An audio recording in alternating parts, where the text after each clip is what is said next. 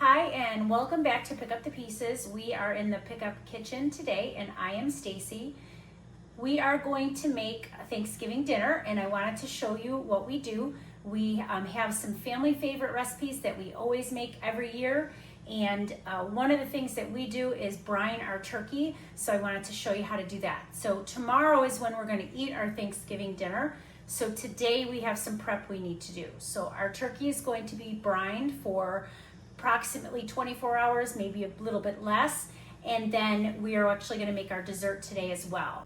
I started brining my turkeys several years ago and I never looked back.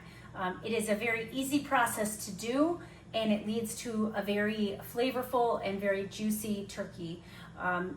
The ingredients in the brine contain a lot of sugar and a lot of salt, but please don't be worried that your turkey is going to be very salty or very sweet in flavor.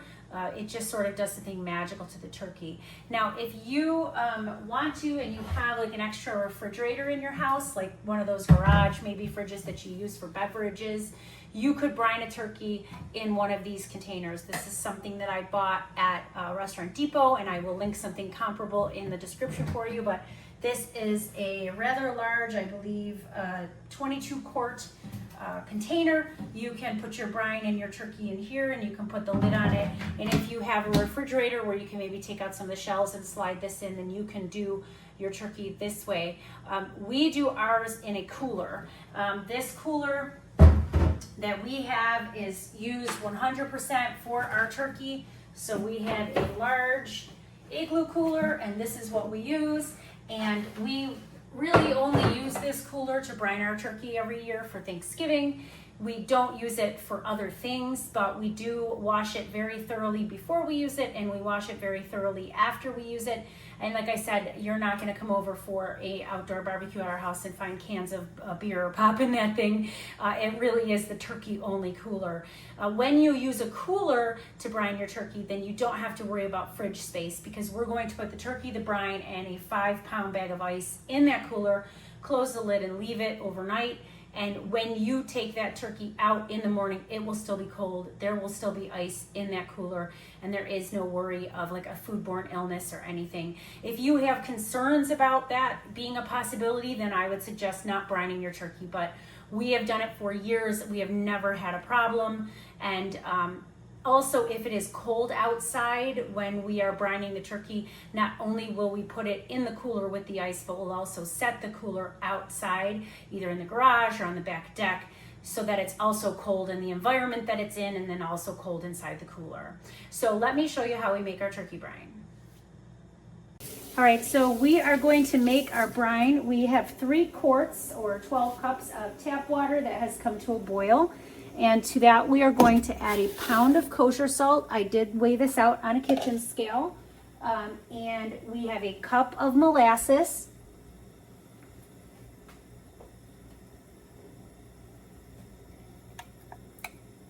I'm just going to do my best to get all that out of there.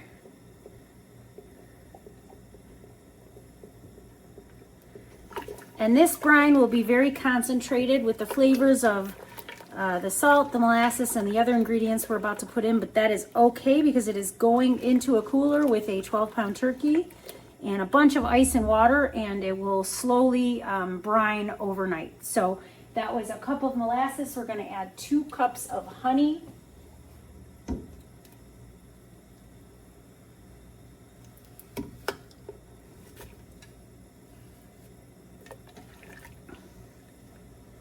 And that will sort of melt in. My honey had crystallized a little bit in the jar, but that's okay because with this recipe, this water is very hot and it will melt it and it will be just fine. I am going to add 1 cup of soy sauce. I am going to add a tablespoon of pepper flakes. Now these are pepper flakes that I made homemade. I had purchased a bunch of very hot, spicy chilies at our local farmer's market, and then I dried these myself and then ground them up, and I made my own pepper flakes. So they are not really red pepper flakes, they're more like green pepper flakes, but they're spicy and really good, so I'm putting those in.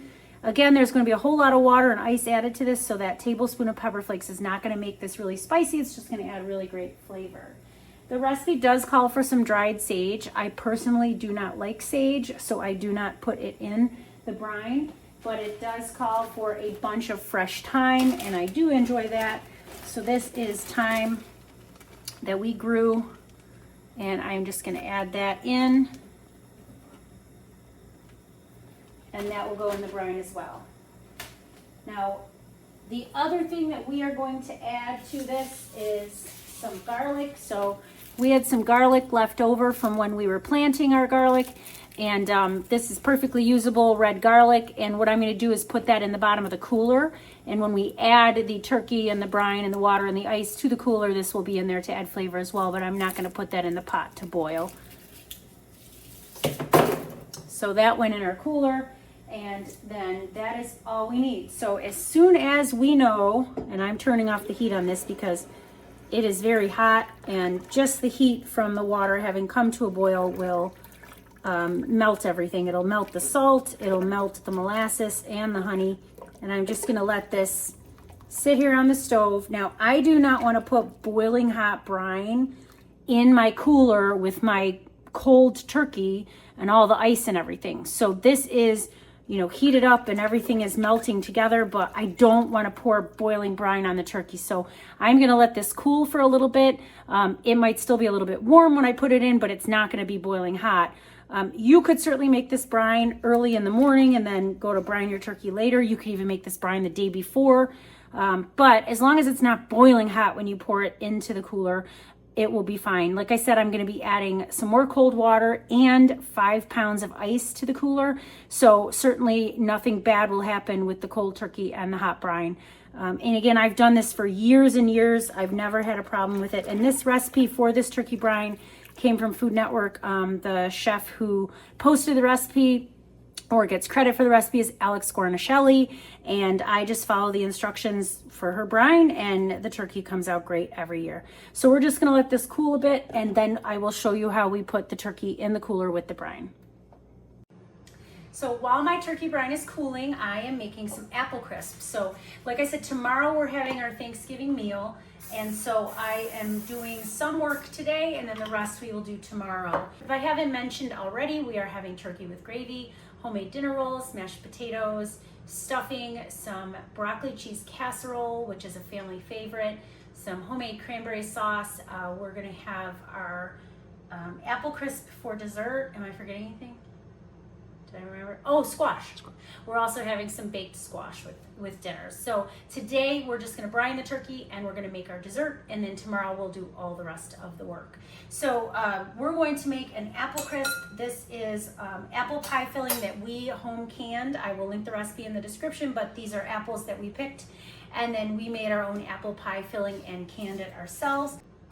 So we will probably use 2 cans of pie filling. So I'm gonna put 1 can in and then see if I need to grab another.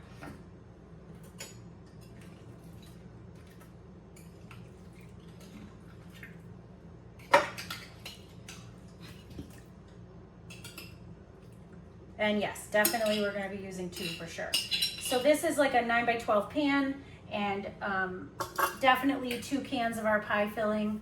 And they are quart-sized jars, so 64 ounces of pie filling. So if you're gonna buy store-bought like apple pie filling to do this, then you need 64 ounces. So this is just in a second jar. And like I said, I will link this recipe below. We are getting low on it, so perhaps I will film a video showing you how we make this, but this is great to have on hand because anytime you want an apple crisp, an apple cobbler, or an apple pie, then all you have to do is open a jar, make some dough, and you're good to go. We have a stick of butter, and we have 1/2 cup of flour, 1 cup of quick cooking oats. We have 1/3 cup of brown sugar. We are going to do just a pinch of salt, and we are doing 1/2 teaspoon of cinnamon. Now, if you wanted a little bit of extra cinnamon, you could certainly do that. There is cinnamon in our apple pie filling, so I feel confident that that is enough. Now, I'm just gonna grab a knife. And this knife will help me sort of in my efforts here.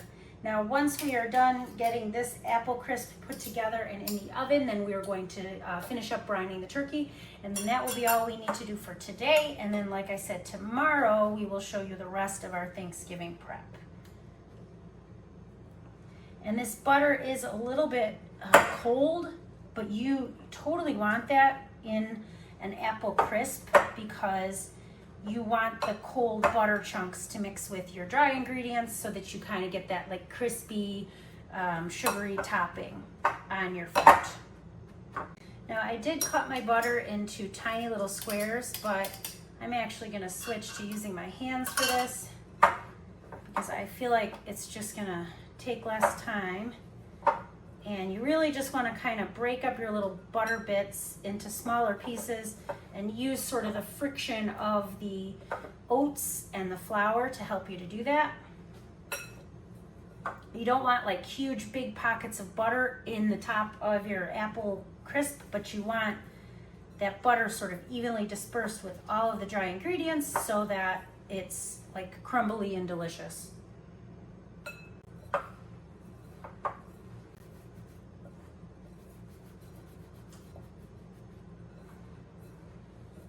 Now, you could also probably do this in your food processor if you freeze the butter and then you grate it into your food processor and then add the other ingredients and blitz it like on pulse.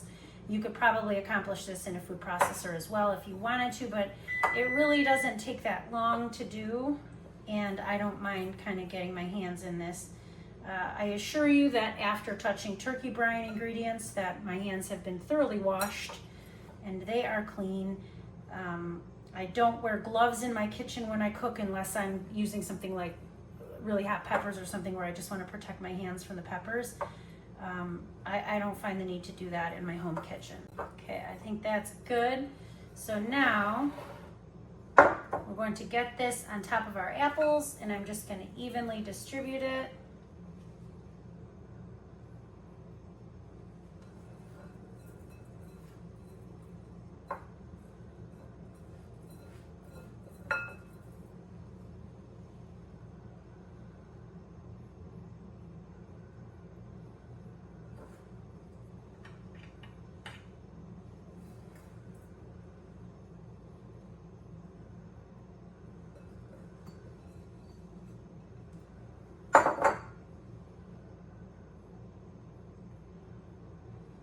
I think that looks great.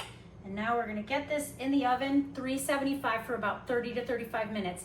The apple pie filling is already mostly fully cooked. The apples are still a teensy bit like underdone, but they are mostly cooked. So you don't wanna cook this for a long time because you don't want your apples to turn to mush, but you do want your topping to kind of crisp up for you. So we're gonna do 375, check it around 30 minutes. It might need 35 minutes, and we'll show you what it looks like when it's done. Our apple crisp is in the oven, and now we are going to put the brine on the turkey. So the turkey neck is in there. I don't know if you can see that, that's over there. We like the turkey neck. We are not big eaters of that stuff that's in the bag in the turkey. Most of the time that gets thrown out. We do not put it in our stuffing, but we keep the neck because I like the neck meat. There's those heads of garlic in the bottom of the cooler that I told you about, and then our turkey breast side up right now is in the cooler. I will come back in a couple of hours and flip it over and then flip it one more time. But right now it is breast side up, and that's how I'm going to leave it. So this is our cooled brine, and we are going to pour this right on our turkey. And that is all of the brine, including the extra water that I put in to help cool it down. And now we're gonna dump in our 5-pound bag of ice.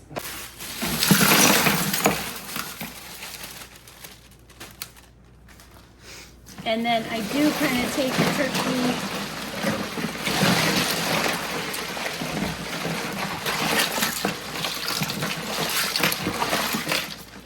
and get brine sort of all over it. I'm going to wash my hands. I did wash my hands there with soap and water, but now the turkey will soak in this brine. And like I said, I will let it sit for probably between now and the time we're finishing up dinner. So probably about, I don't know, 5 hours or so, something like that. And I will let it sit this way and then I'll flip it over, and then probably before I go to bed or maybe in the morning, I'll flip it over one more time.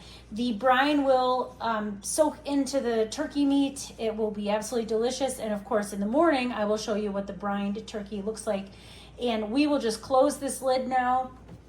We will leave this in our kitchen, or like I said, it might be colder outside than normal. Like right now, I think it's getting into the 40s at night. So we might just put this like on our back deck or in our garage and keep this cooler nice and cold. And then we will show you what this looks like in the morning. We just pulled our apple crisp out of the oven. It is done. It looks and smells amazing. So some of that like apple pie filling has sort of bubbled up a little bit in the edges, but the top looks really crumbly and lovely. And so we're going to let this cool and try to resist eating it tonight. We will serve this tomorrow with some vanilla ice cream. And so today, day one of Thanksgiving dinner is all set, and we will see you in the morning. So it is bedtime and we are in the pickup garage and we're gonna check our turkey. So she's been in here brining for probably about 6 hours or so, something like that. So I am just gonna flip the turkey over, and you can see this side now really had a chance to be buried in that brine. It is nice and cold. We are in the garage. The garage is very cold. I am going to close this back up. This will continue to sit in the garage overnight and brine. I assure you I will wash my hands very thoroughly, and I'll see you in the morning.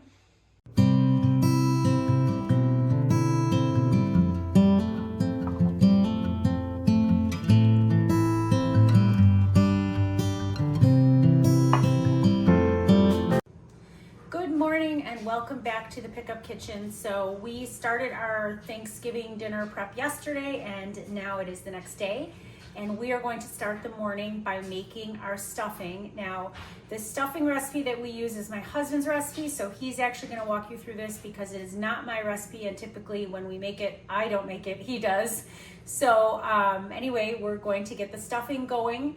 We'll let it sit in the fridge for a while before it cooks. That's the best way to make sure that it tastes amazing, is to mix it all together, let it sit for a while, and then bake it closer to dinner time. So we're going to show you how we do that. We are going to get our stuffing started, and since this is Handsome Husband's recipe, he's going to tell us what we're going to do. So what's the first step, darling?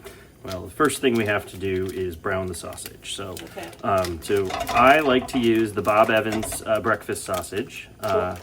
Pork sausage. Okay. Yep, in the white package. So it's always the one in the white package. That's the one that I like to use. It's the original. So that's what we'll begin with, and we'll start by browning this and breaking it up.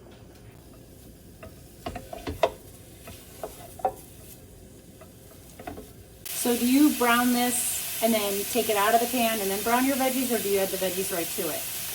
So once this is browned, we're going to remove it from the heat and set it in a separate dish and let it cool before we mix it in with the rest of the ingredients. Got it.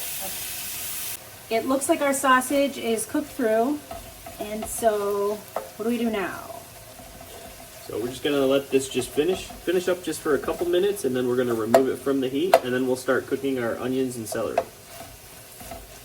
Why does it need to finish for a couple of minutes if it's finished? Oh, okay. Handsome Husband is saying there's still some pink in the sausage, so he wants to make sure that all the pink is completely gone.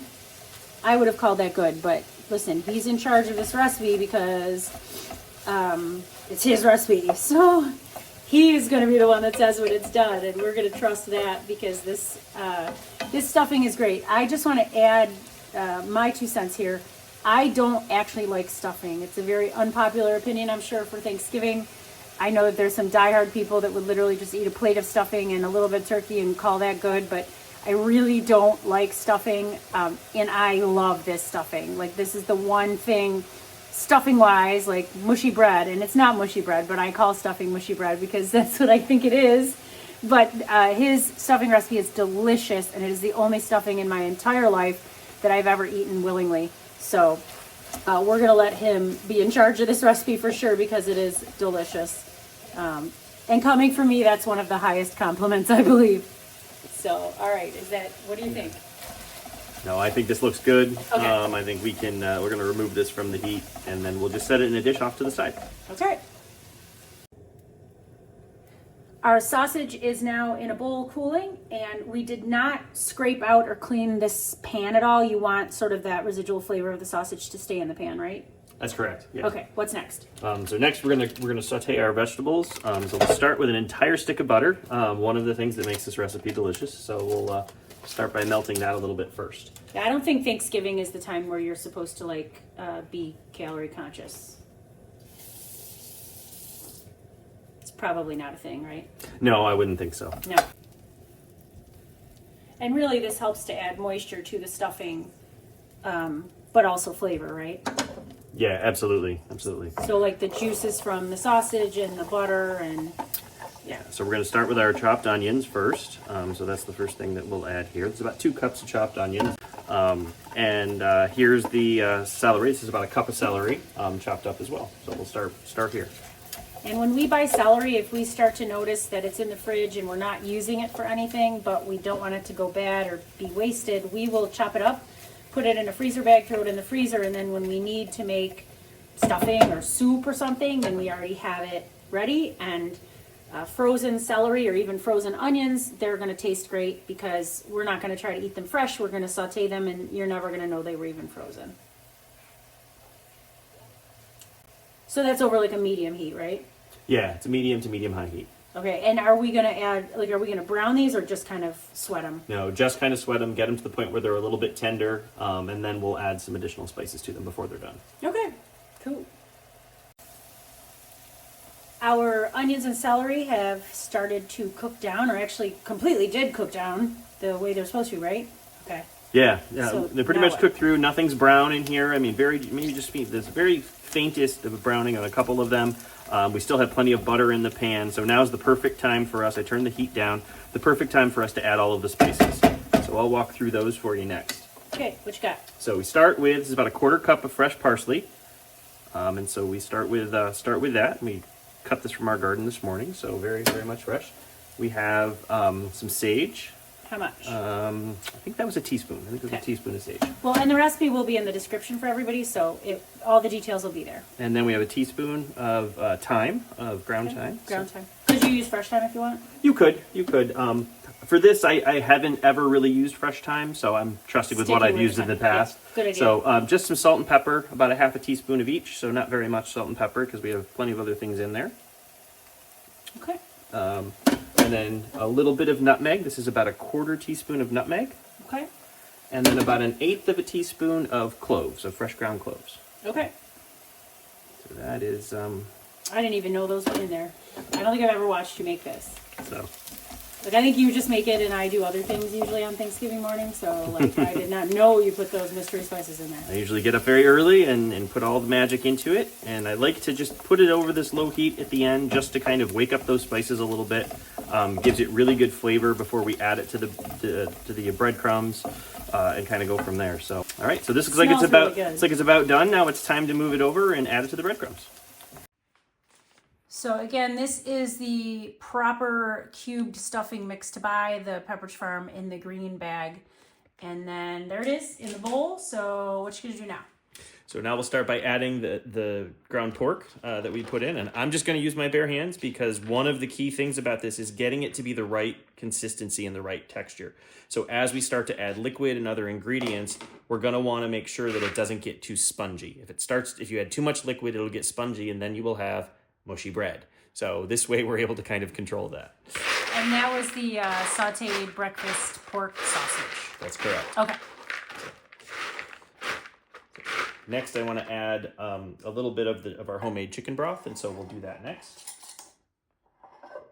Do you add like all of it at once, or do you do like a little at a time? No, you do a little. It's very, very important to only add a little bit at a time. What you don't want to do is, like I said, oversaturate the breadcrumbs. So we'll start with just a little bit to begin with here. Maybe like a cup. Yep, and just start to incorporate that so it gets a little bit of texture into the bread. It kind of gets the bread starting to kind of take some shape a little bit. Soften a little. Soften. Yeah. Now we're going to have some additional liquid from our vegetables, so I'll add those next. Our butter with a little bit of vegetables. Yes, a little bit of butter, a little bit of vegetables. Would you like some vegetables with your butter, sir? Yeah, yes. We have a lot of butter to be thankful for. Yes, we're very thankful for all that butter. Amazing.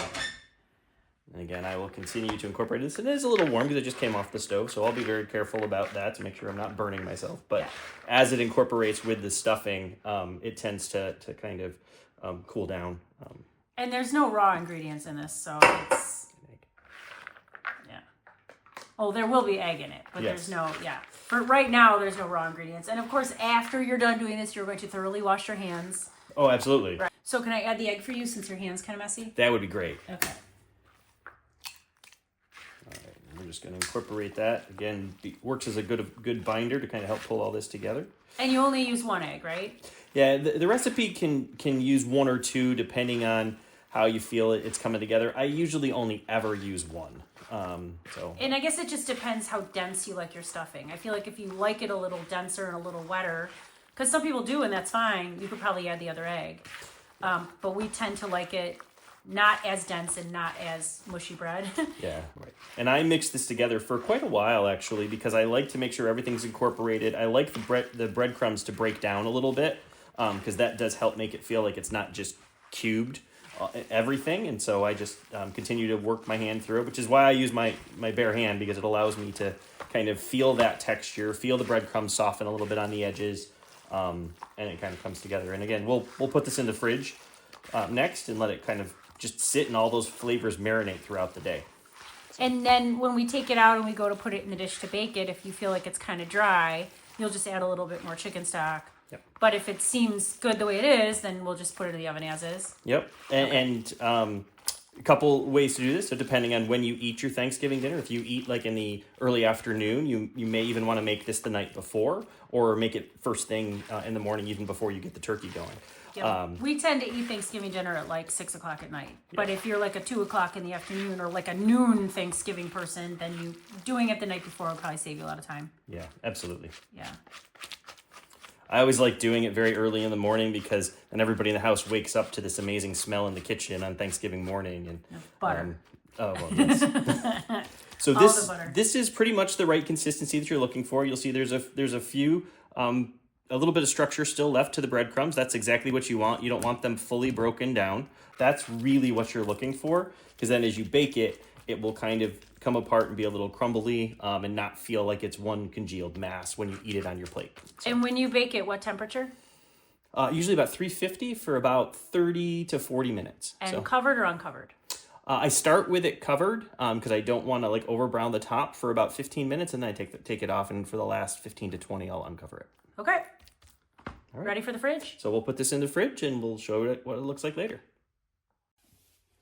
The next thing I want to make on our Thanksgiving morning is homemade cranberry sauce. Now, there is absolutely no shame in using a can of the whole cranberry sauce or the jellied stuff or one of each. No shame at all. But it takes absolutely no time to make your own, and it is absolutely delicious. Now, the back of the cranberry bag that you buy at the store tells you how to make homemade cranberry sauce, and I put my own little twist on it. So the recipe says basically use the whole bag of cranberries, which is a 12-ounce bag.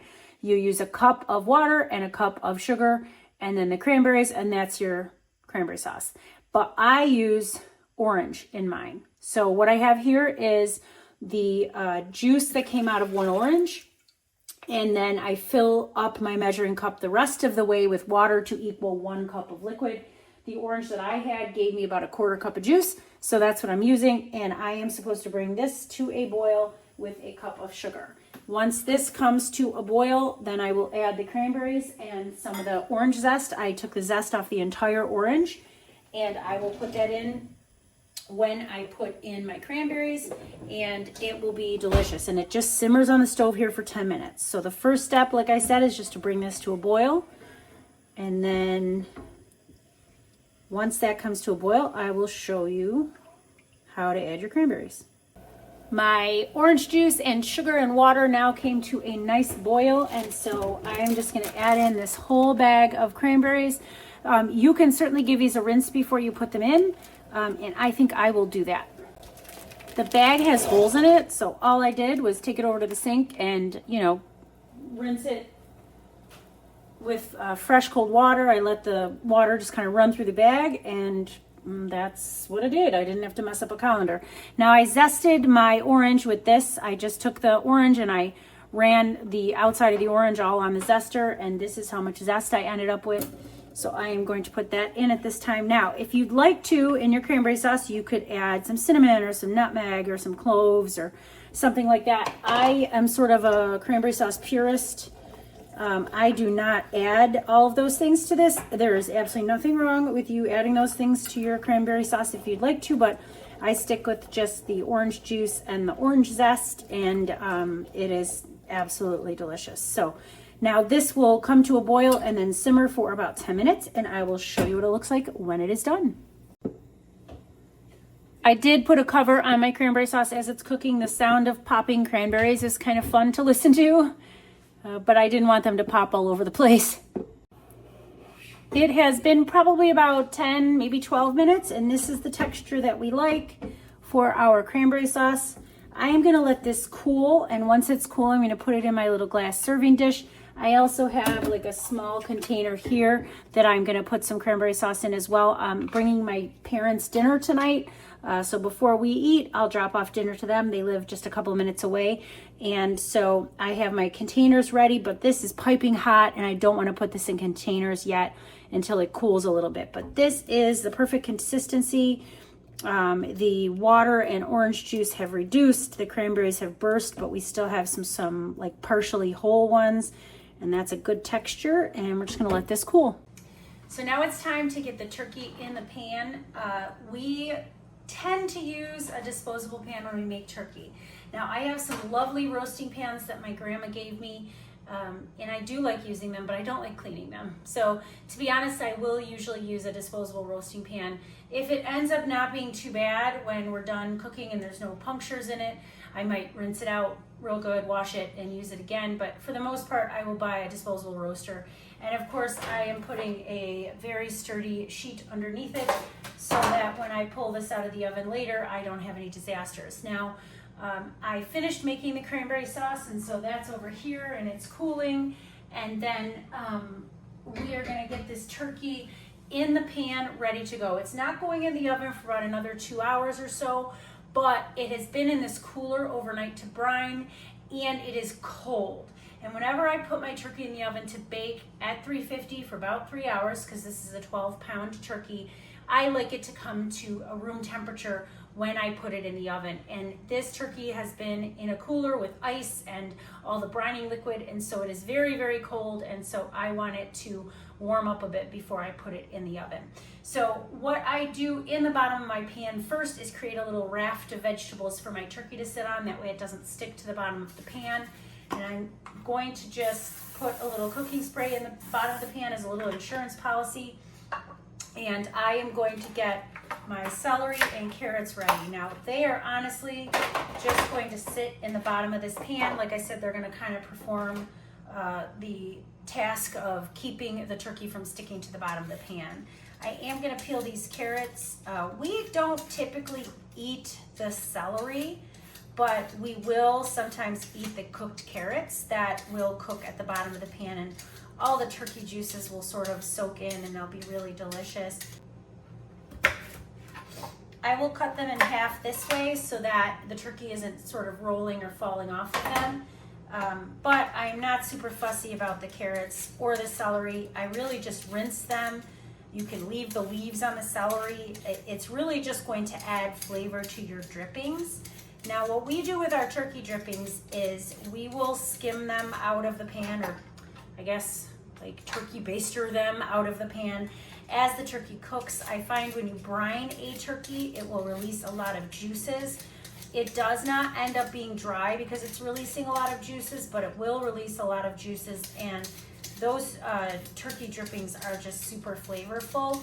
So when we make a turkey, we will save the extra turkey drippings and put them in the freezer in a freezer safe container.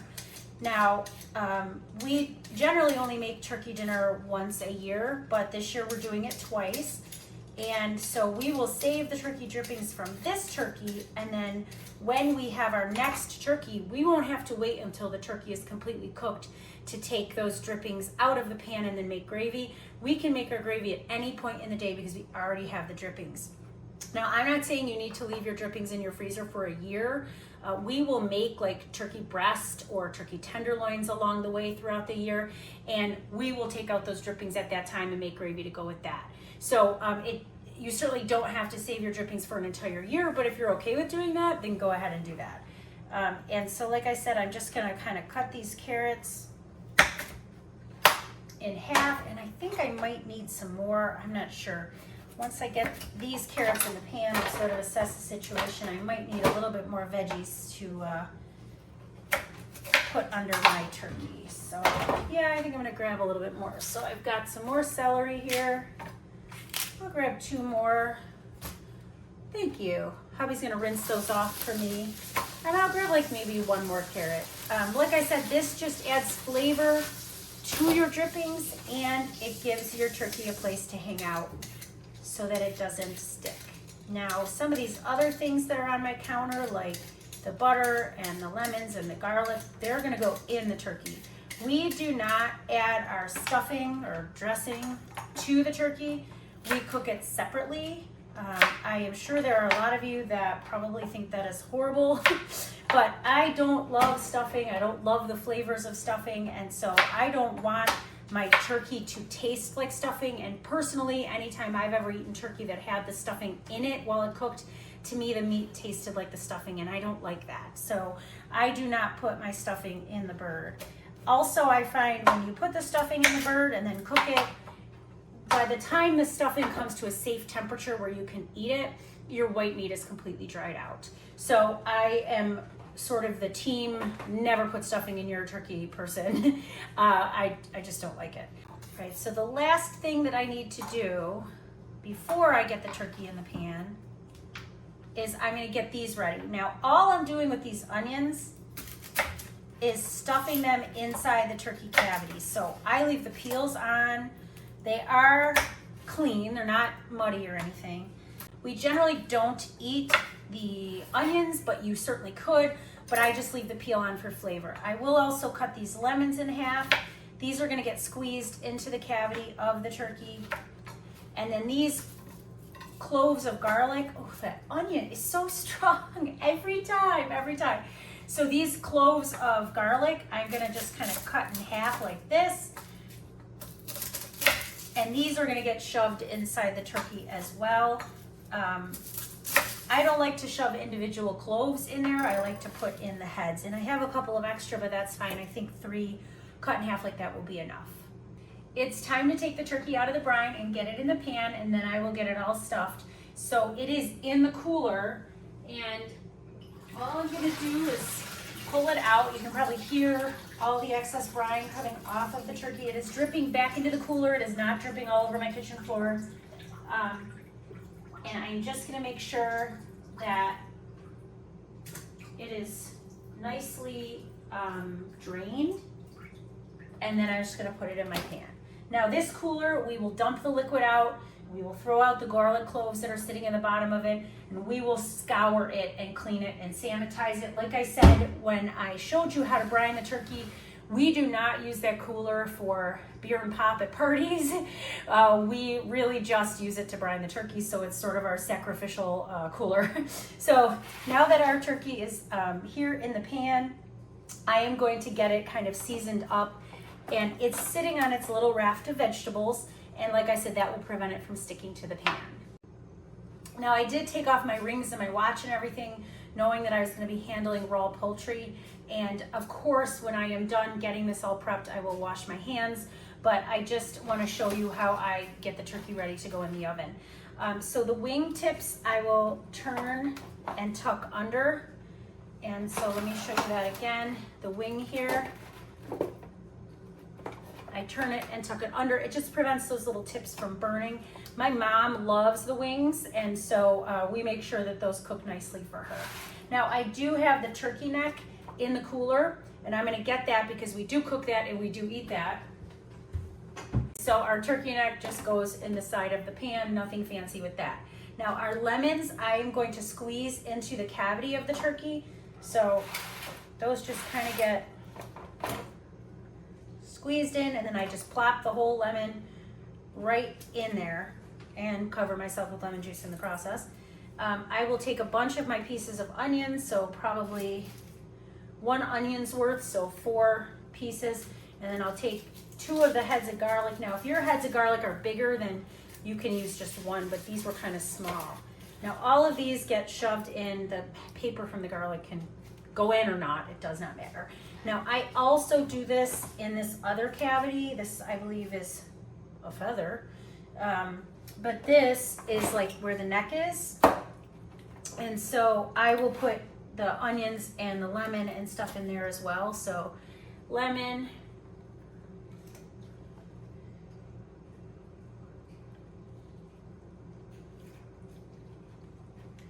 and then I will shove in some onion and some garlic, and then I fold the skin down here just to sort of keep that all in there. And as long as you kind of tuck that under and then don't mess with it, it should stay where it's supposed to be. I got a little extra onion, that's fine. I'll just throw that in the main cavity of the turkey, no big deal. Okay, so that is good. I am going to wash my hands before I season this with pepper, so I will be right back. I did not touch my pepper mill, or I'm not going to touch my pepper mill with turkey hands, but I only season the top of this with just pepper. Now, the reason I don't add any salt to the top of the turkey is because that brine had salt and soy sauce in it, and so I don't add extra salt to the skin. The meat will be very flavorful. It won't be overly salty, but if you add a bunch of salt to the top of the turkey, then it will be salty. So I don't do that. I just add some pepper. You could add a little bit of garlic powder, some paprika, whatever else you like, but I just kind of keep it simple. The next thing I'm gonna do is put some butter under the turkey skin. So I will take a half a stick of butter and kind of shove it under one side, and a half a stick of butter and shove it under the other.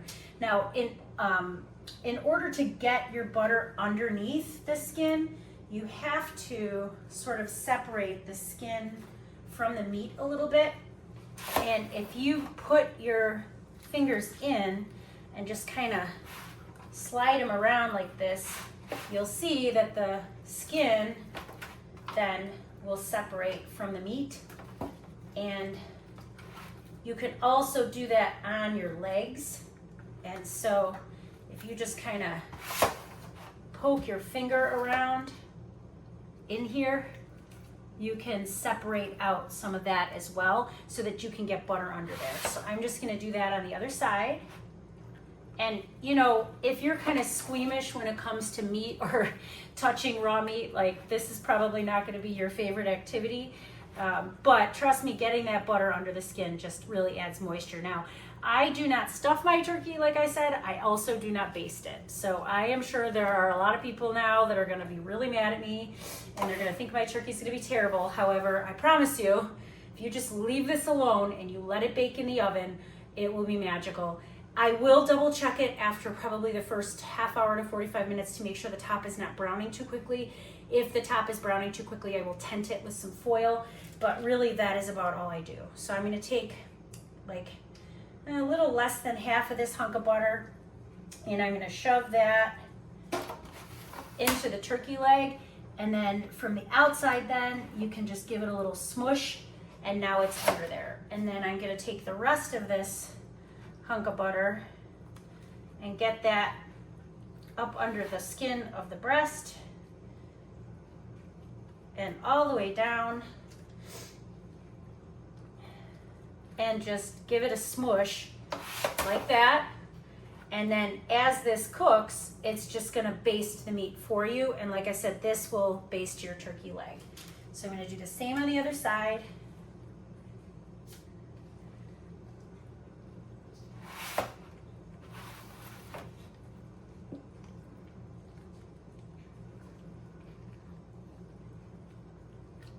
And like I said, just get that hunk of butter onto your leg, and then the rest of this goes on this side of the turkey breast.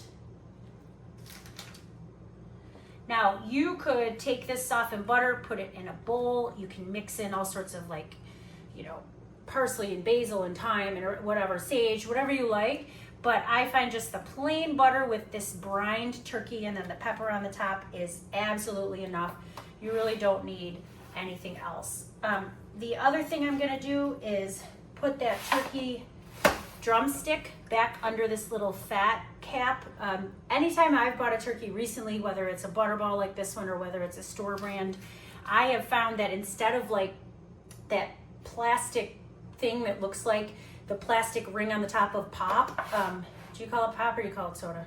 We're in Western New York, so it's pop here. But instead of doing that plastic doohickey, they've been using this little rim of fat here to keep the legs together, and I like that.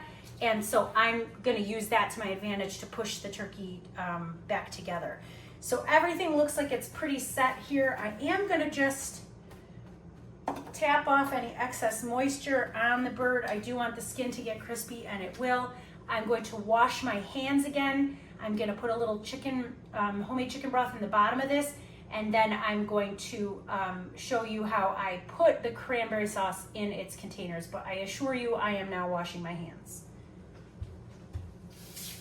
So my hands are clean, and I think I am gonna just add a little bit more pepper to the top of this, because when I was messing around with the skin and putting the butter under there, I think I dislodged some of the pepper, but that is good to go. And then I'm gonna take the chicken stock that we did not use for the stuffing, and I'm gonna pour this in the bottom.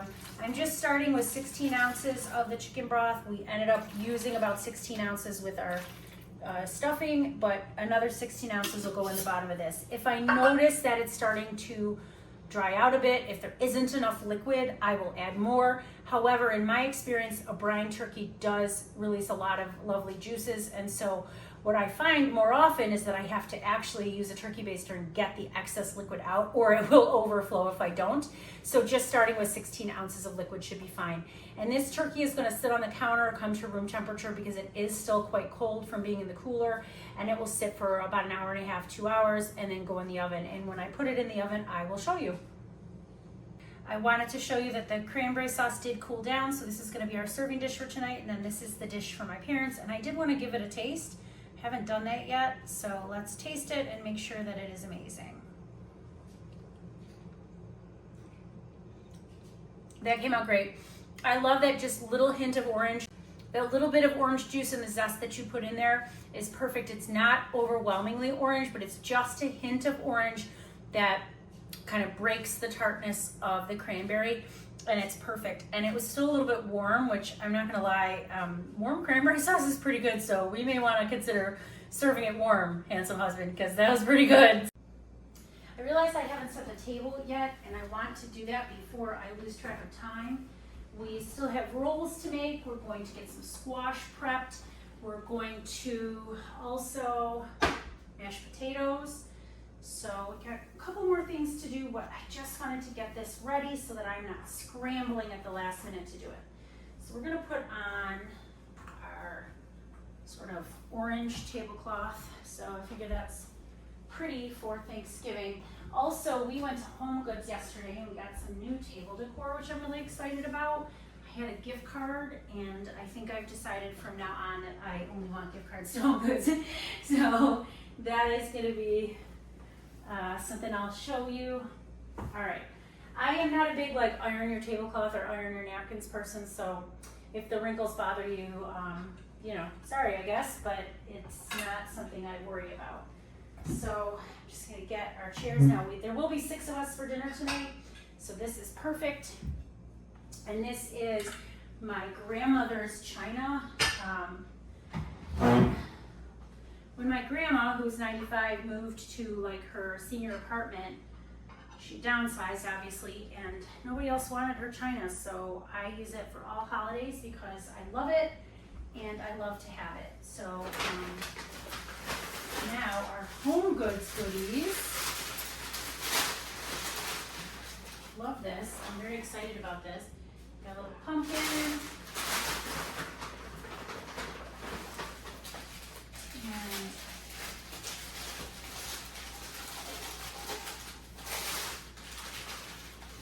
we got like another little pumpkin kind of thing. Can I have scissors, handsome husband? Thank you.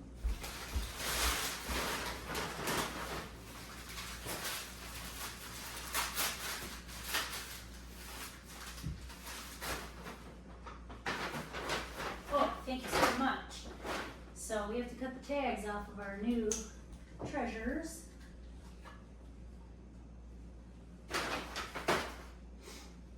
But these, I think, will look very pretty as the centerpiece of our table. So we did that. I think I love it. And then we have these adorable napkins that they're like green and they have like little pumpkins on them. So we're gonna use that. So everyone will get a napkin, and I'm not super fancy when it comes to folding napkins. I guess I could do something cute or wrap up the silverware. I think if my daughter was helping, she would probably like wrap the silverware in it or something. But I'm just gonna keep it simple and give everyone their napkin. And then my grandmother also gave me her silverware. So when she gave me her china, she gave me her silverware, which I love. This silverware doesn't really need to be polished, which is nice. And so it's very easy to use because you don't have to polish it every time you take it out. So everybody is gonna get a fork and a knife, and I believe a spoon, but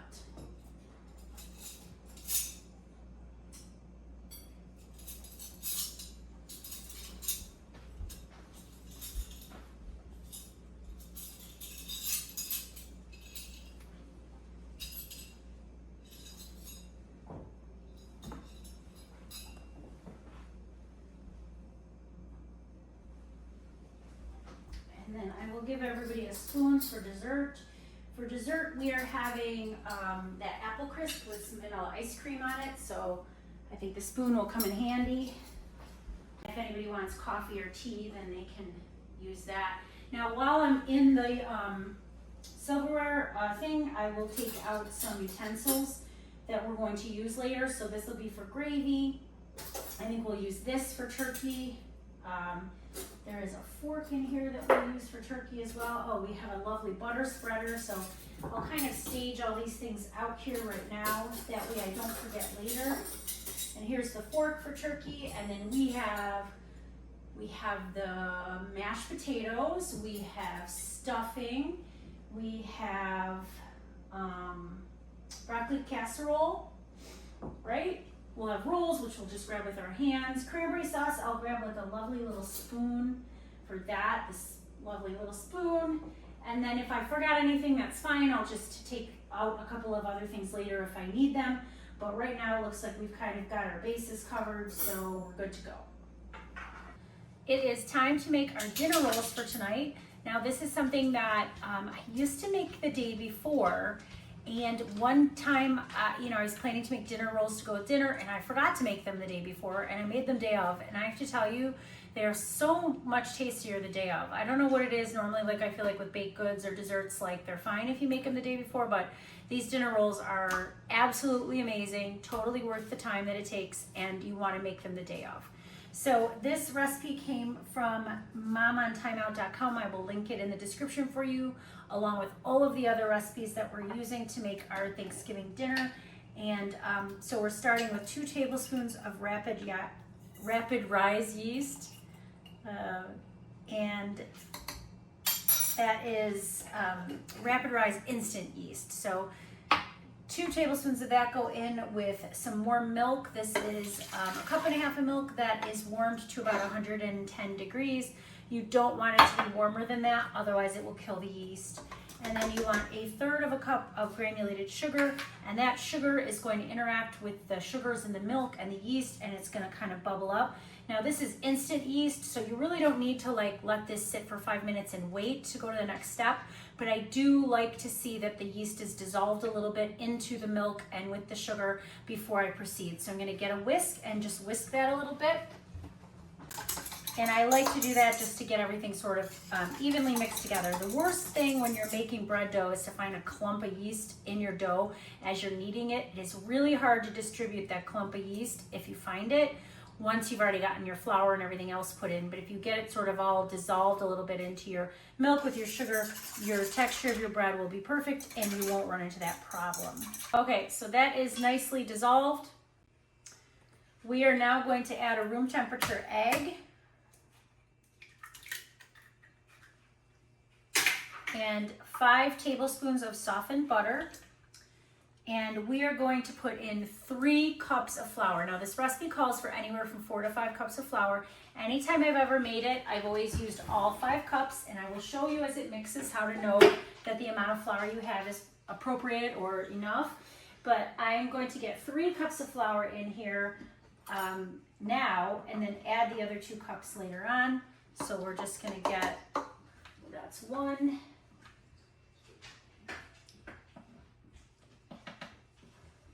Now, incidentally, I did change into a different apron because after I handled the raw turkey, I didn't want to take the chance that possibly there were turkey juices on the apron that I was wearing, and I didn't want to get that on other things. So I did just switch to my Bills apron, and also there is a Bills game today, so it does seem completely appropriate to be rooting the local team and also continuing to cook. So a teaspoon of salt is going in here. I'm using kosher salt. And I don't like to put that in immediately up against the yeast because I feel like the salt could kill the yeast or impact its ability to make the bread rise, and I don't want to do that. So we are going to get this mixed.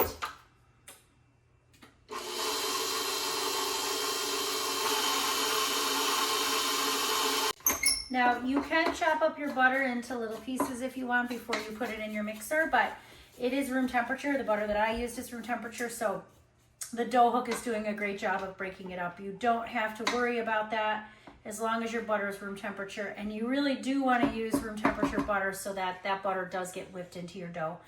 Once this comes together, it is going to knead in the mixer for 2 minutes. It is not yet together, so we're just going to continue to mix.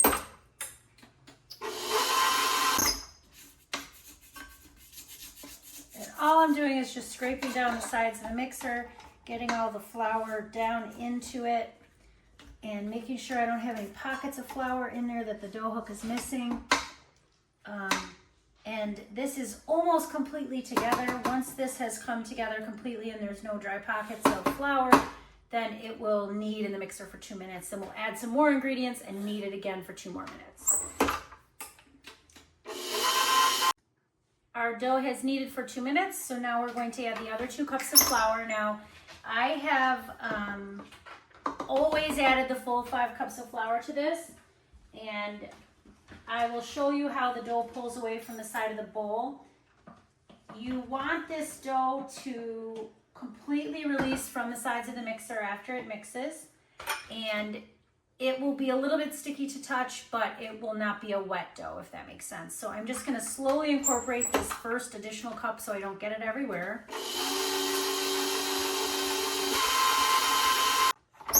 So that first cup of flour is almost completely incorporated. I'm gonna get that last and final cup in and get this mixed. Once this is all completely combined, it will then mix and knead in the mixer for another 2 minutes. This dough finally started to pull away from the sides of the bowl. There is a little bit of sticky still on the side of the bowl, but that's okay. Now this final 2 minutes of kneading is going to take care of that. So I will show you what this dough looks like when it is finished kneading. Our bread dough is done kneading, and as you can see, it has pulled away from the sides of the bowl. It is still a little bit sticky. That is completely fine. I am just going to scrape this dough off the dough hook, and it is coming off of the dough hook very easily. It is not really sticking to my scraper. The recipe does say that it's going to need to rise for about 30 minutes in a bowl that is lightly oiled, and you cover with a towel or some plastic wrap. So I am not going to need this mixer again, and so instead of dirtying another bowl, I'm just going to add a little bit of olive oil to my mixer bowl, and I am going to leave this dough right here in this mixer bowl with a little bit of olive oil and let it rise. And I'll just cover with a towel, keep it cozy, and then I will show you in 30 minutes what it looks like when the dough has risen. We are going to get our turkey drippings in the pan in preparation to make gravy later. Now, these were turkey drippings that we had in our freezer. And when you take your drippings out of the freezer, you'll get like solidified bits of fat on the top.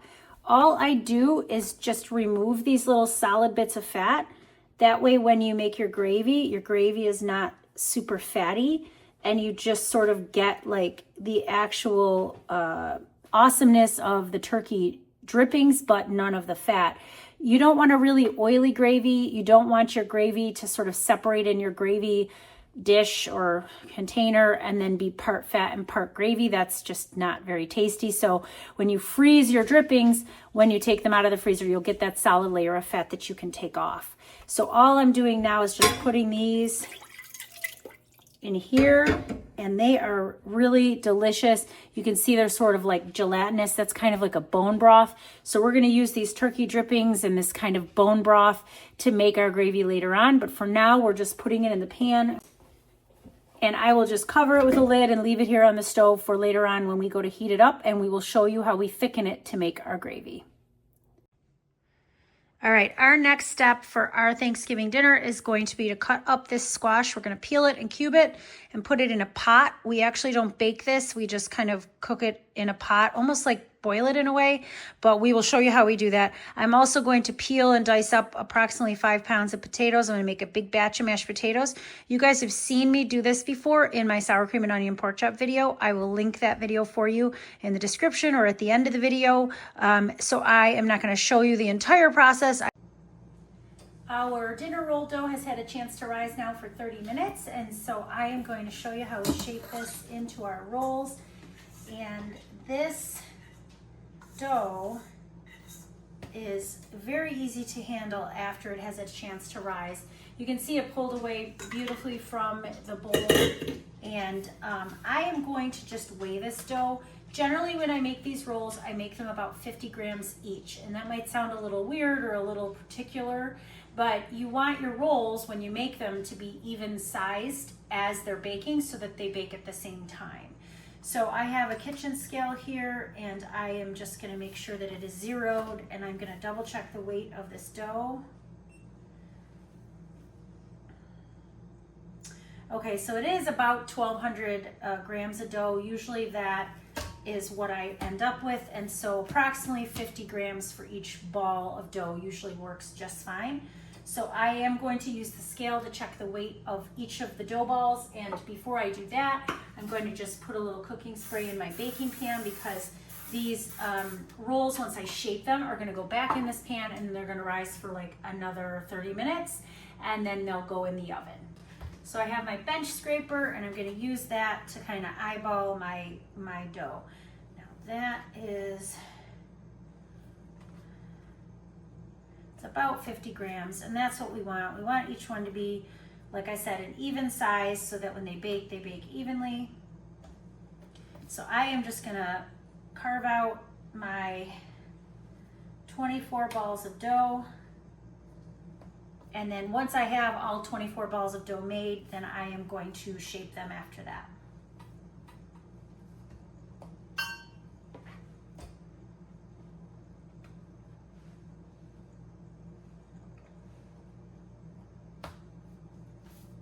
Now each dough ball does not have to be absolutely perfect, but you just want them roughly the same size. Like I said, you just want them to bake evenly. Now these are like dinner roll sized, so they're like a small dinner roll, and we make always this batch with 24 rolls, and they usually disappear. Leftovers are very tasty, so if you have some rolls left over, that's fine. Just put them in like a Ziploc bag or something on your kitchen counter, and I find my kids will nibble on them as snacks, or they'll even maybe have a couple with their breakfast, and trust me, they're not going to last long. This recipe does have butter and egg in it, but it really isn't a very eggy dough. It's not like a brioche or anything. They're really just the most delicious, sort of light, like fluffy rolls you've ever had. And we really do make them for like pretty much any dinner where we feel like we want rolls. So it doesn't have to be a holiday for us to make these. I'll make them just on a regular day if we feel like we want dinner rolls.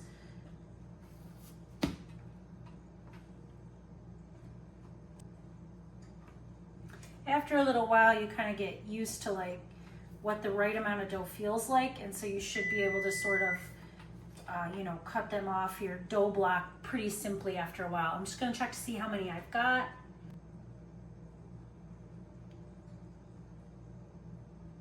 So I have 20, so I should be able to make 4 more rolls over here.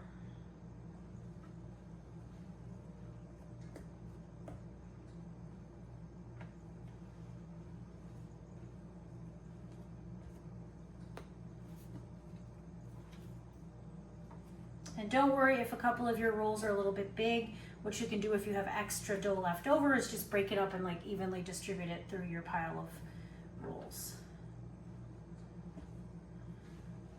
Like I said, you're not looking for perfection here, but you kind of want some consistency, so I will just chop up these little extra bits because they're not going to make one whole roll, and then I'll just kind of evenly distribute them. There we go. Now, each roll I do shape in a particular way. What I do is kind of fold the edges of the dough to the center so that the top of the dough is smooth, and then I give it like a little twirl on the counter. And because if you just take these like unshaped dough balls and put them in your pan and cook them that way, they're gonna be fine, but this helps to sort of create good texture in your rolls. It helps them to bake evenly, and then like they'll also look really pretty when they come out of the oven. So I will do 6 rolls this way and 4 that way, so 24 rolls altogether. And I am just gonna get these shaped. Now they do rest for like another 30 minutes and rise a little bit more. You do not want to skip that step. You want the 2 rises. That will make the texture perfect, the flavor perfect. Most every bread recipe, or at least yeast bread recipe, is going to have you do 2 rises at some point, and you really want to follow those instructions and do that the right way. If you don't, you'll be sorry, because the final product won't be as good as it could be if you skip that step.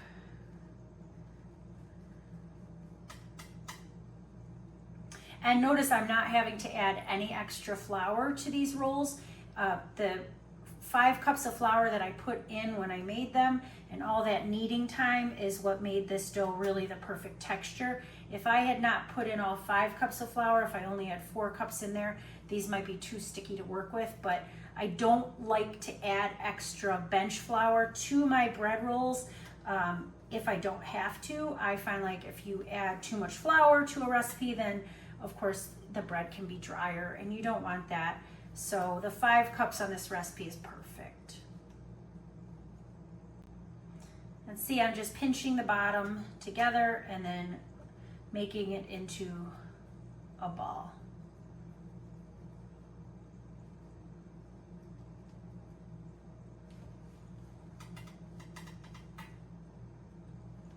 And these are perfect with a little bit of butter on them. If you don't want to add extra butter, you don't have to, but we like to cut them in half and put a little bit of butter in the middle. These are great for dunking into like soups or using it to kind of scrape up your last little bit of gravy on your plate. Like I said, they do make really good leftovers, but you may not end up with leftovers depending. Now, if you're a really, really big family, like tonight we are going to have 6 people here eating, so the 4 of us and 2 friends, and 24 rolls is plenty for that amount of people. If you've got a really big family and you really do Thanksgiving up big time, you may want to make 2 batches of these. Like I said, they will disappear.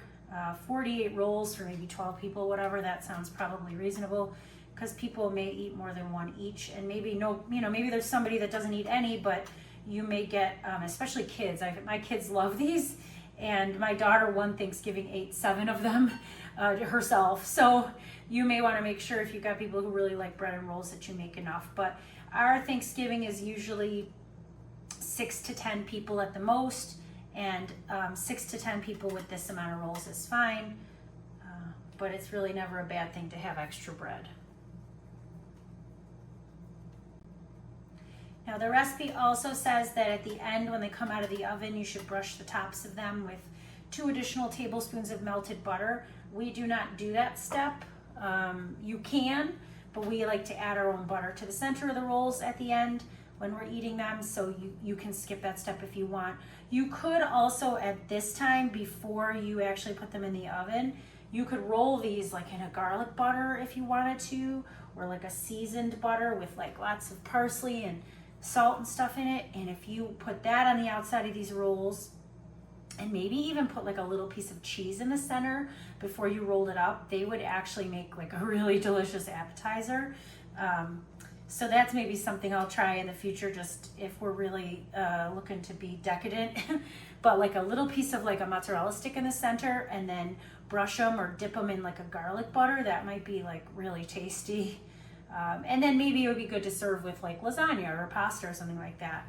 But like I said, we tend to just like these rolls as is. They never last long in our house. After these rolls are done, we are going to finish preparing our mashed potatoes and our squash. We actually didn't do that on our last little break. We decided to sit down and watch some football, so that is what we did. But we have plenty of time. Dinner will be at 6 o'clock, and it's just about 2 o'clock right now, so we have plenty of time. The turkey is going to go in the oven in about 15 minutes, and I will show you when I put that in. So I have one more roll here left to shape, and then these will go and take another half-hour nap.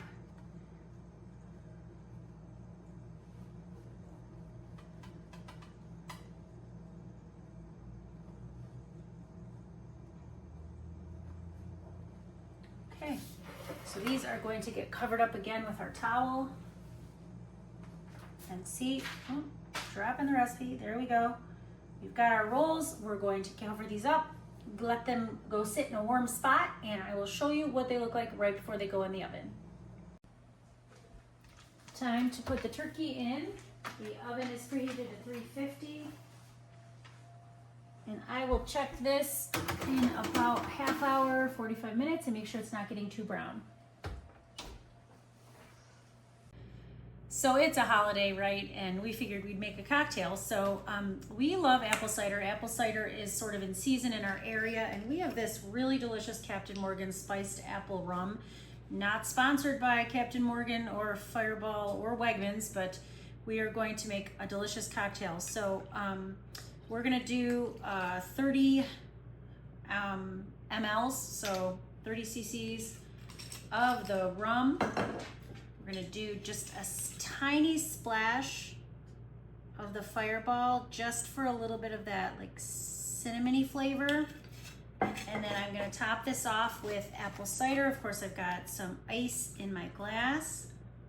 And I'm going to then give this a mix. And this is absolutely delicious. A very, very nice pre-dinner cocktail. And we might have wine with dinner, but before dinner, or even maybe with dessert, this is gonna be delicious. So cheers. All right, I'm just saying, if your mashed potatoes don't start out looking like this, then you are definitely doing it wrong.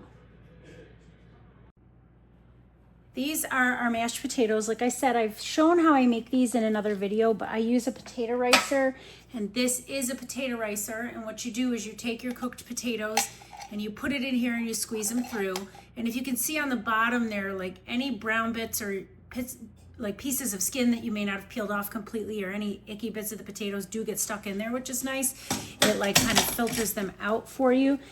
But what I did was I put butter, cream cheese, sour cream, and milk in the bottom of this pot. And then I riced my potatoes into the pot. I also added some milk, probably about 1.5 cups, 2 cups. And now once your potatoes are riced into the pot, all you have to do is just stir, and you get the creamiest and most lovely mashed potatoes. They never get sticky. They never get gummy. You do not need a mixer. You do not need like one of those potato mashers that you do like that with. A hand mixer is something a lot of people have said to me in my other video that they prefer to use, but I am telling you, if you just give this potato ricer a try, you will absolutely love it. It is a game changer. It is very simple to use. Just squeeze your potatoes through, and I am telling you, these will be the best potatoes you ever had. We're gonna check the turkey. And so the top of the turkey is getting a little bit brown. I want to kind of pull it out and just take a look here. That is looking good, but I don't want it to get too brown. So all I'm gonna do is just take this piece of tinted foil and just loosely set it over the top. And now the turkey will continue to cook with absolutely no risk of burning. It is now time to put our rolls in the oven. These have risen on the counter for about a half hour. They look absolutely perfect. And they are now gonna go in an oven here for 20 minutes at 375. And I'll show you those when they are ready. Our dinner rolls have come out of the oven and they look perfect. We are going to seriously enjoy those when our meal is ready. Also, they take 12 minutes to bake, not 20. I'm not sure why I said 20 minutes, but it's 12 minutes to bake. It is time to make our broccoli cheese bake, I guess we call it, right? It's like a broccoli cheese casserole. So this is another one of my husband's recipes, and I'm telling you, it's phenomenal. It's not something I ever would have made, and it's probably not something I ever would have thought would have been delicious, but it's phenomenal. So what I've already done is I have boiled a bag of broccoli florets. I got them in the freezer section of the grocery store. It was like a 12.6 ounce bag. Broccoli florets only. You do not want to do this with the stems and pieces or like that package. You definitely want it to just be florets. You also do not really want to do this with fresh broccoli. If you did, you would have to cook the broccoli a lot. And by the time you were done boiling it to get it to the right consistency, it would probably be brown and very ugly looking. So use the frozen kind. You could certainly buy the steam in the bag ones, but we highly recommend that you boil them on the stove and then strain them and add them back the way we're showing you. I don't know why, but if you use the steam in bag microwave broccoli, it just doesn't come out the same. You've got to do it this way. So it's a half a stick of butter. Now you want a total of 16 ounces of cheese. If you can find Velveeta Mexican style cheese in your grocery store, you're going to use a pound brick of that. If you can't find the Velveeta Mexican style cheese, then you want to do 4 ounces of a pepper jack cheese and then 12 ounces of the Velveeta. That way you get that like Mexican style flavor. Your broccoli casserole, when it's ready, is not going to be spicy. It's just you kind of want that balance of the pepper jack and the Velveeta, because you want like the creaminess of the Velveeta and you want the tanginess of the pepper jack. You don't want to do this with all regular cheese, so you don't want like cheddar and pepper jack. You really need like Velveeta for this for sure. There is no substitute. So all I'm doing here is just getting the cheeses to start melting with the butter, and then once this kind of melts down a bit, then I'm going to add the broccoli back and we're going to kind of mix it together. You do want the broccoli to break up a bit when you add it back to the pan and mix it around, because you really want it to be a casserole. You don't want it to be like hunks of broccoli that happen to have cheese on it. You want it to be really well mixed together. And then we're going to put some Ritz crackers on the top of this, some or butter crackers, whatever kind of brand you want is fine. If you have like the generic butter crackers that you got like from Aldi or something, that's fine. You don't have to use Ritz brand, but it should be those round butter style crackers, not the rectangular ones. So here in my nonstick pan, we're getting these cheeses melted. Now you definitely want to use a nonstick pan for this. I think if you used an aluminum pan, you would be sorry, because it would make a real big mess. And you definitely need that half a stick of butter in here, because you want for your cheeses to be able to melt with some sort of liquid.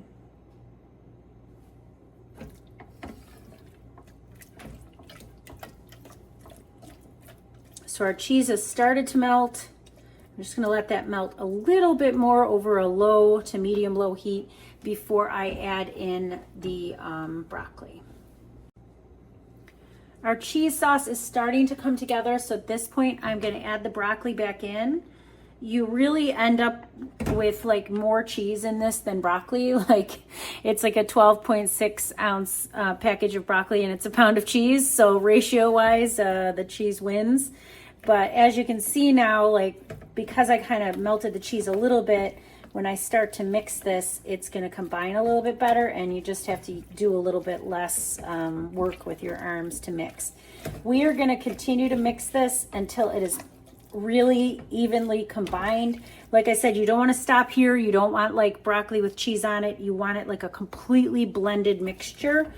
I am going to keep the heat on low because I don't want anything to burn, but you really kind of want to almost like whip this together, if that makes sense. Like stir aggressively. You want the broccoli to sort of start to break apart. You don't want it to be complete mush. You don't want it to be baby food, but you want like everything to be very well mixed together, as if it was like a broccoli cheese soup, but without big chunks of broccoli. You almost as if you chopped the broccoli really finely and then put it in there. And I don't see anything wrong with running a knife through the broccoli before you put it in here and mix it, but mixing it like this will get you the same result.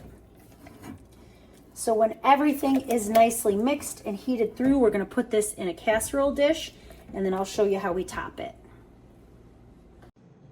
I'm going to mix up the topping for our broccoli cheese casserole. So this is the other half of that stick of butter. So we put half a stick in the pot with the cheese and everything, and this is the other half a stick. And then I took a tube of those buttery crackers, the round ones, and crushed them up. But I left a couple of like bigger bits. You don't want it completely pulverized, but a couple of bigger bits is nice on the top to add some crunch and texture. So I'm just going to mix that half a stick of butter with these crumbs, and this is going to go on the top of the casserole, and then it's going to go in the oven at 375, and it's going to bake for 30 minutes.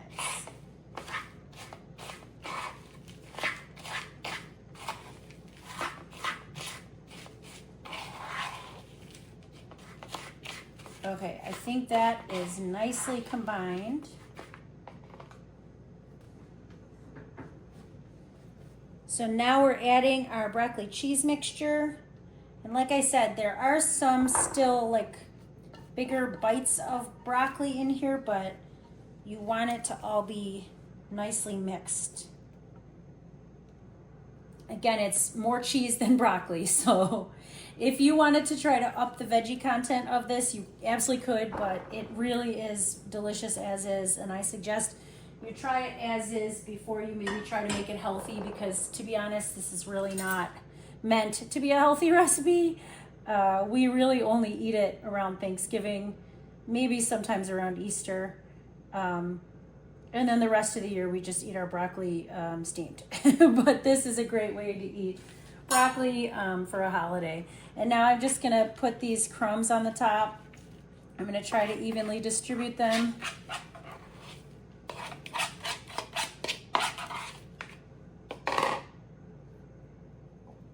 Okay, and these crumbs just go right on the top here like this.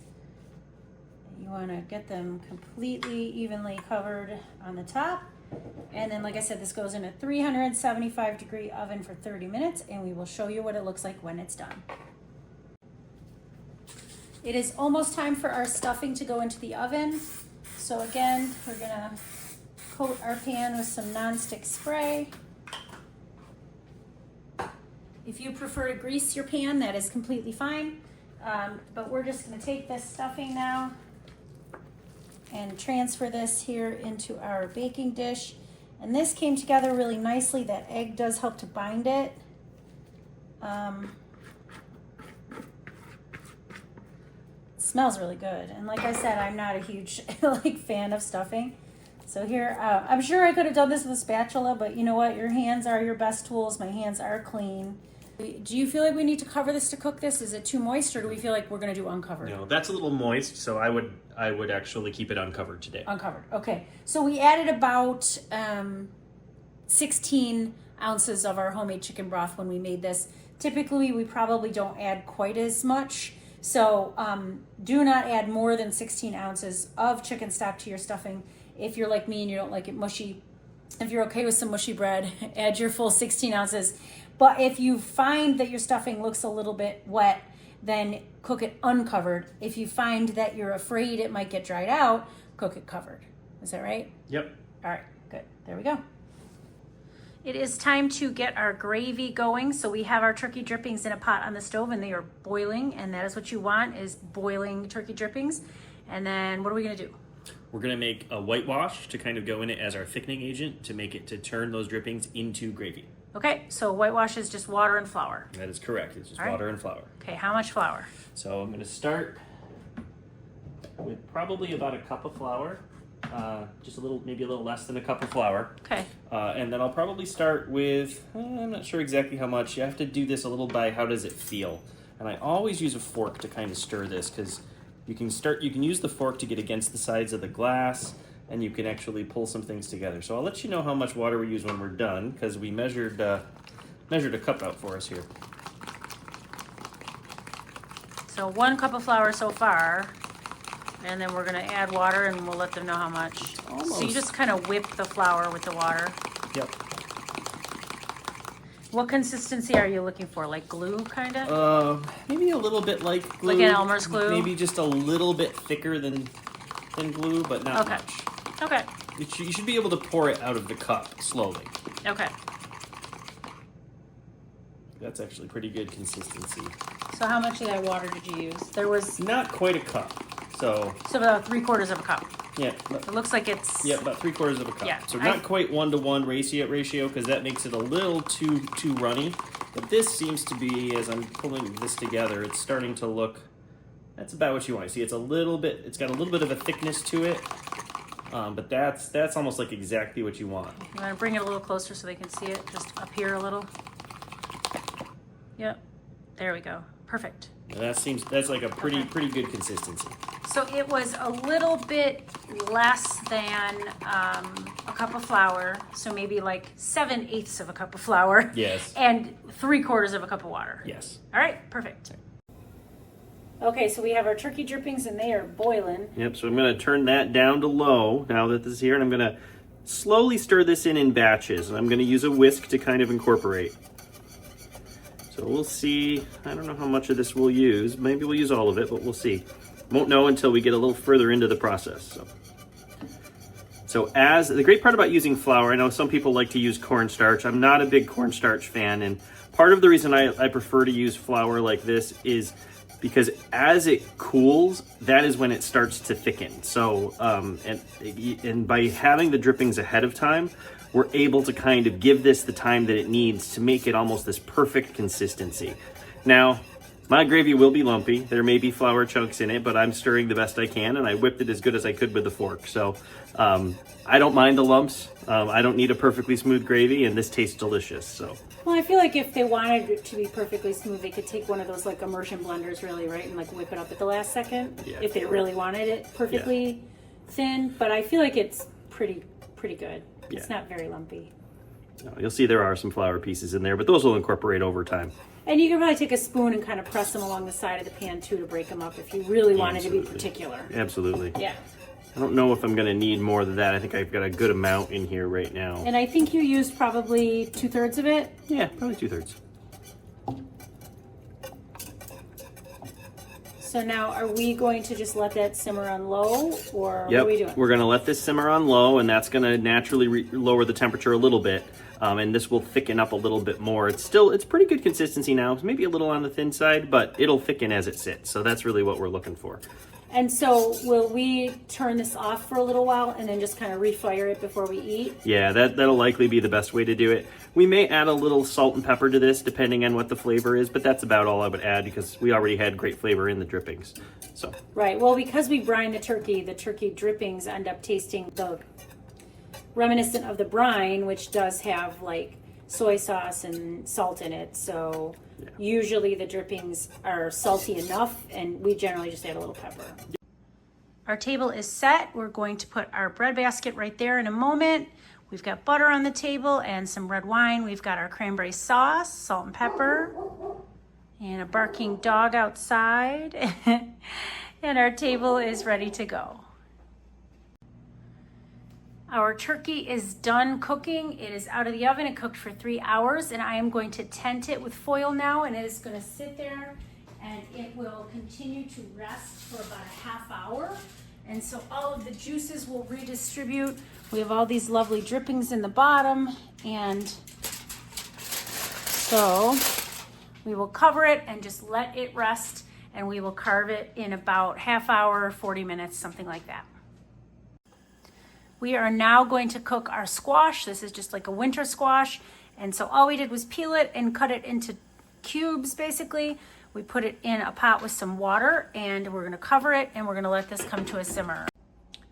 Our squash is completely ready. All we did was bring this to a boil it for about 5 minutes, drain out all the water. Now we did not mash it in this pan because our masher is metal and we didn't want to scrape up the bottom of this ceramic pan. So we just moved it to a bowl, mashed it up, added a half a stick of butter and some salt, and then just put it back in this pot to keep warm. We're going to serve it in this pot, but we didn't actually do the mashing in here because a metal utensil with the ceramic pot could have scratched it. So the squash is all set, and we will be showing you our completed Thanksgiving dinner very soon.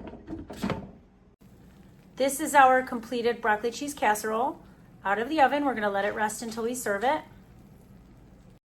So at this point, our guests had arrived, and I was carving the turkey, and we were about to sit down and eat. Now, I am not by any means a professional turkey carver, so for those of you in the comments who would like to critique my technique, that is fine. I'm here for it, but I do not pretend to be a professional chef, and I certainly did not go to culinary school. But all I do is take off the drumsticks and put those on one plate. I tend to keep the dark meat on one plate and then the white meat on another plate. My mom loves the chicken wings, and so I take both of those off, and you'll see I put them in a container for her. My parents live close by, and I packaged up some food for them and had my son run it over to them. So she got both of the chicken wings because they are her favorite, but ordinarily those would go on the dark meat plate as well. And this turkey is so tender and so juicy that really it just kind of falls apart. The top of it is brown. I know some of you may say that it looks like it's burnt in spots, but it is not. It is just brown. It is not black by any means. And all I'm doing here now is just taking off the thighs, just more dark meat. I'm just kind of breaking it apart. And then I put sort of the meat on the platter and then leave the bones behind. You can certainly save your bones if you'd like to make some soup. We did not in this particular evening do that, but I have saved turkey bones in the past and used them to make soup. So then just the second thigh came off of the bird, and I carved off some of the meat and again put it on the plate with the dark meat. You can also see that the dog smells food and she is hanging out to see if I drop anything. And then I carve off the breasts. Now, breast meat, I do not carve in the traditional way. I take the entire turkey breast off of the bird itself, and then I slice it the short way, I guess you'd say, so that every person gets a piece of skin with their meat. And this is the way that we prefer to serve it because everybody in this house likes the turkey skin, and it's not fair if somebody gets all of it and then everybody else gets none. So you will see that I do take both of the breasts off. I'm just getting my onions and stuff out of the way, and then I cut it the short way and then put it onto the serving platter. And I will repeat that with the second turkey breast. So far, the dog has not been lucky and she did not get any of the turkey, but I will share some of the turkey with our friends here momentarily.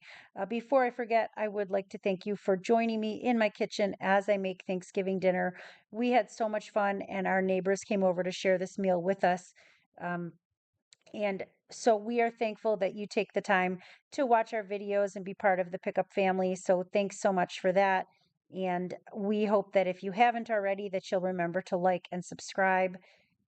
And we, again, do appreciate that you watch our videos. So there is just a bunch of white meat going on the platter. And then there's the second turkey breast. Again, everybody in this household just really likes the skin. If you don't like the skin, you could certainly just kind of peel it off and cut your turkey the traditional way, but we absolutely prefer to do it this way. You can cut it as thin or as thick as you'd like. And this turkey came out so juicy and so delicious. The brine really does make a difference, and I hope you'll try it.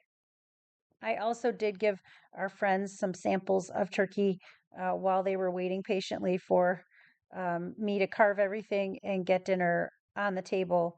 And so you'll see their reaction in a moment.